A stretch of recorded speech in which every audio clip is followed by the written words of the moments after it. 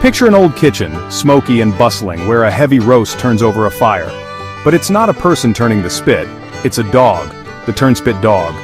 This now extinct breed was created for one job, running in a wheel to keep meat turning. With long bodies and short legs, they were built for stamina, not looks. These dogs were living kitchen machines, bred for endurance and obedience. Their entire existence was defined by their function. Early dog breeds were shaped by the work they did, not by appearance. They were workers, not pets, valued for their ability to help the household. The turnspits' bowed legs and heavy build made them perfect for their task. They weren't bred for companionship, but for relentless motion in a hot kitchen. When machines replaced them, the breed vanished.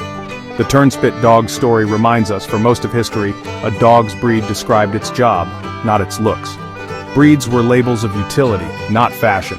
The partnership between humans and dogs was built on survival and shared work.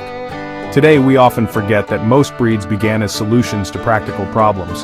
The turnspit dog is a symbol of how deeply we've shaped dogs to fit our needs.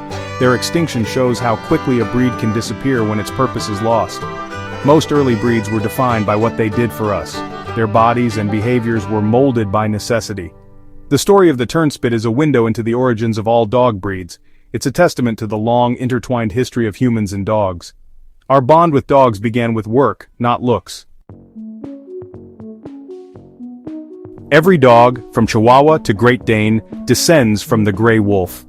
This transformation began when less fearful wolves lingered near human camps, drawn by scraps.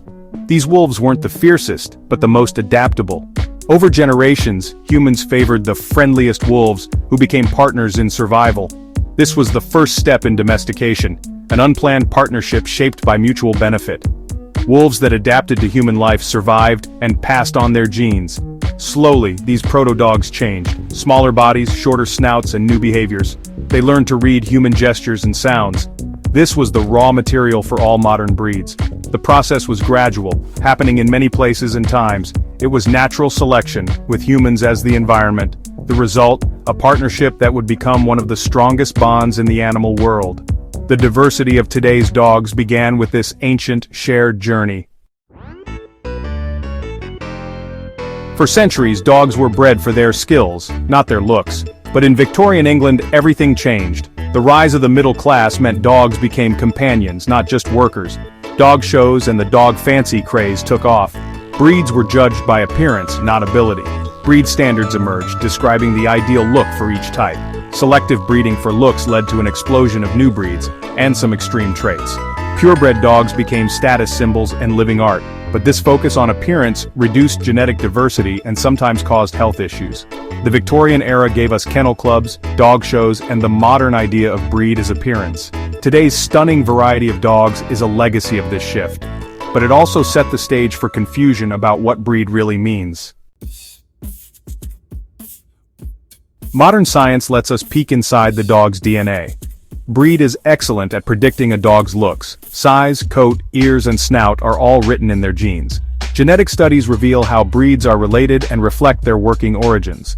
Herding breeds share genes for stamina, sighthounds share genes for speed. Physical traits and some instincts are intertwined in DNA, but when it comes to behavior, the link is weaker. Some genes influence instincts, herding, pointing, retrieving, but these are tendencies, not guarantees. A breed's DNA offers a rough sketch, not a blueprint, for behavior. Not every Labrador loves to fetch, and not every collie herds. Breed gives clues about instinct, but not certainty. Science shows breed is a strong predictor of looks, but only a hint for behavior. The real story of a dog's personality is much more complex. Breed is just one piece of the puzzle.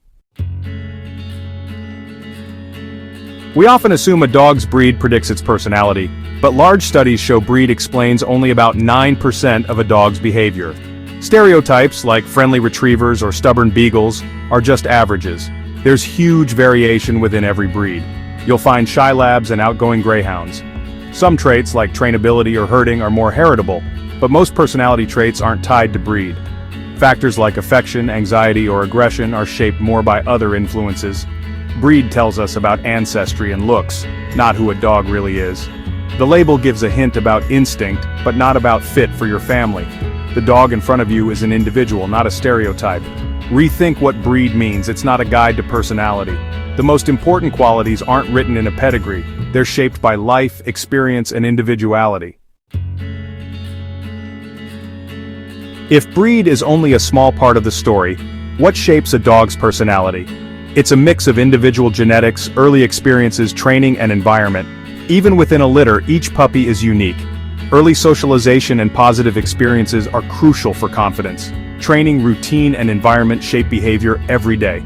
Owners play a huge role in developing a dog's best qualities. A bored dog may act out, not because of breed, but unmet needs. The choices we make as owners matter most. Breed gives clues but doesn't define the dog. The best predictor of a good companion is the dog's unique personality. The most important label a dog wears isn't its breed, it's its name.